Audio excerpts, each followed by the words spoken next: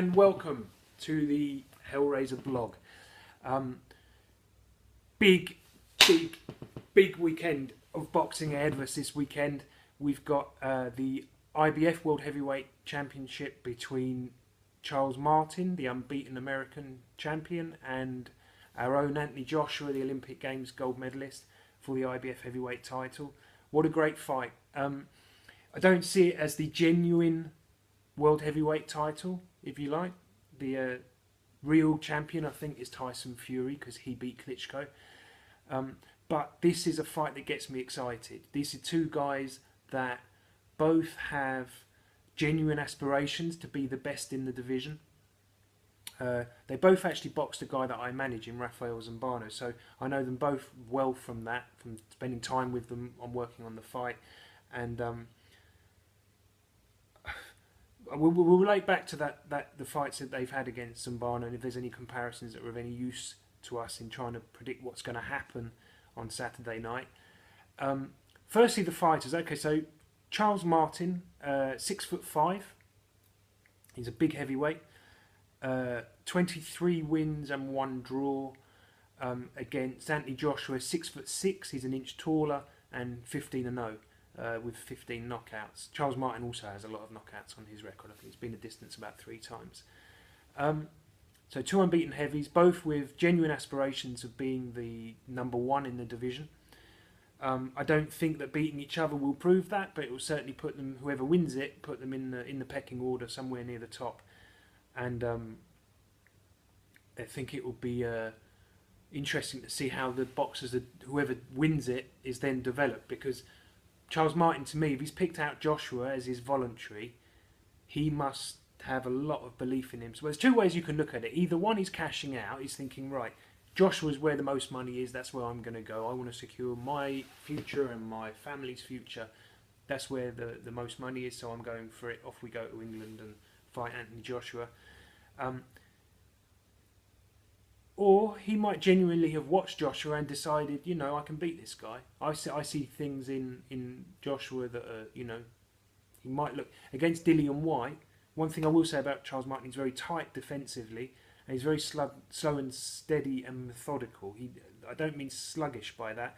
I mean he's a thinker, and he's very tight defensively. He's conservative. He doesn't give anything away. Doesn't waste anything, and he's very tight defensively, meaning that if Joshua comes out how he did against Dillian White, which I don't expect him to, I think that was a big wake-up call to Joshua. You know, he was gasping for air in that fight. He was in big trouble. He really had to get his second win blowing, and he was hurt in the fight, and he made bad mistakes that he hadn't made. He made more mistakes in that fight than he had in all the other fights really put together, because Dillian White put pressure on him.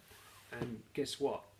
Charles Martin's going to put a lot of pressure on him, more than what Dillian did. So I think that Joshua's approach, because of that, will be maybe a little bit more settled, more mature. It will be more sort of feeling his way in, rather than charging in, thinking I just need to land one shot and, you know, that'll be the job done.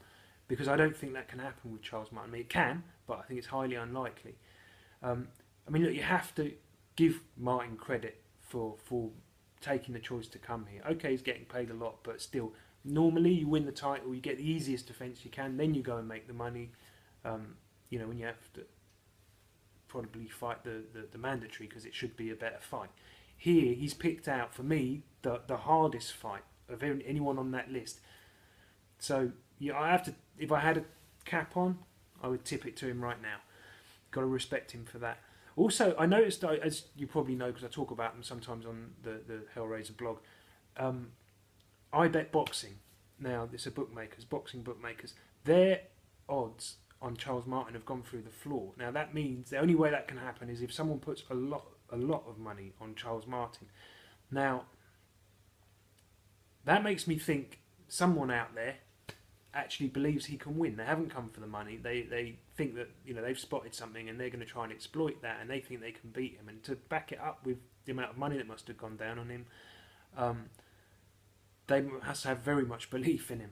So it's going to be, I think, a real test for Joshua, and also I think a test for Martin, because neither of them in their past, if you look down their records, I mean, Martin went in against Glazkov, who got injured in the fight, injured his knee, but that was really his first big test. He'd sort of been very carefully managed up through the ranks and taken up to that sort of high spot.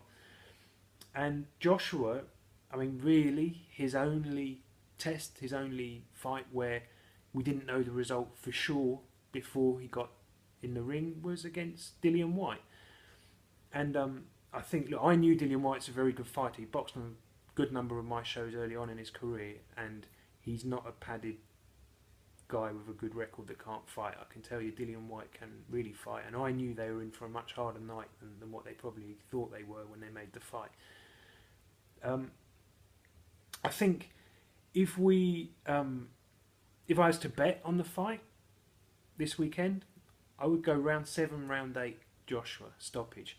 I think heavyweight boxing, anything can happen. I don't think he takes out Martin early. I think Martin is too cute defensively for that. Neither of them has been under the pressure that they're going to be under here. For that reason, I think actually the first half, bearing in mind what happened with Joshua last time out against Dillian White, I think he'll be more settled. I think by the second half of the fight, that's when I fancy Joshua to take over. As their feet get closer and it's harder to avoid them big shots, that's when I think Joshua gets through. That's why I'm saying round 7, round 8, because when the exhaustion starts to set in, that's when we're probably going to see the big shots land. And I think that's when Joshua's power and speed will, even if it's only sporadic, his work, the period of time that he works in each round might get slightly shorter, but that's when I think he'll get through. We'll see. Anyway, look, I can be right, I can be wrong. Hopefully, it'd be good for Britain if Joshua does come out with a win. One thing about it that I didn't like about this event, and they're both lovely guys, like I said, I've worked with them, they're good guys. But one thing I didn't like, there seems to be a lack of needle. I'm not saying I want people to hate each other, but they both seem such nice guys, and it's like you see the TV people and the promoters, they try and encourage this sort of nastiness between them because that will sell more on pay-per-view and get people interested in the fight. But I don't think that there is genuine any bad feeling there. I think they're just two good guys that are going to go. And I think that actually it's nice that a fight for once doesn't need needle, it doesn't need any trash talk, because that's cheap. And this isn't a cheap fight. This is two guys who have trained like animals to get themselves into the best possible condition that they can, and are going to test each other on the night. And to me, that's beautiful. That's something that deserves a lot of respect and actually is above trash talk or any of that. But we'll see what actually transpires on the night and in the lead up to it, and how they finish off their preparations and their talk and whatever. But it's quite nice for me. I've actually enjoyed seeing it, that they've both been sort of decent guys to each other. For me, right, firstly, one thing that I can't not say is I wish White had waited longer. If I was anything to do with the management of White, I'd have insisted wait, because we know highly likely Anthony Joshua is going to become a world champion.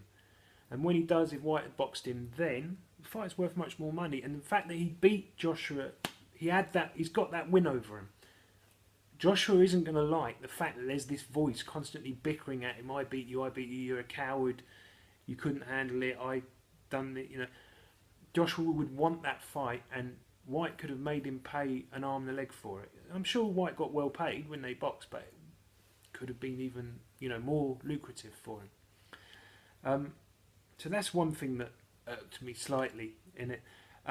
If AJ wins, which I expect him to, if he wins, I don't see him going and chasing Fury and Klitschko. I think he still needs learning fights, but when I first heard of that fight, I thought, well, hang on, he's going to win the world title, probably, and then what?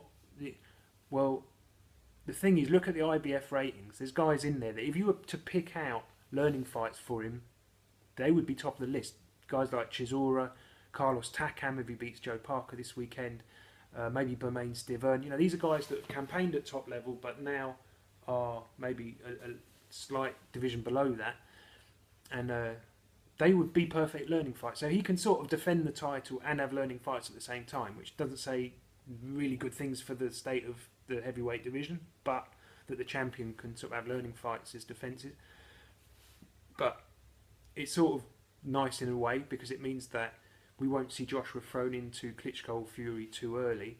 And I think in a year's time, he has a much better chance of beating those guys than he does now. Anyway, enjoy the fight on Saturday, and that's the Hellraiser blog.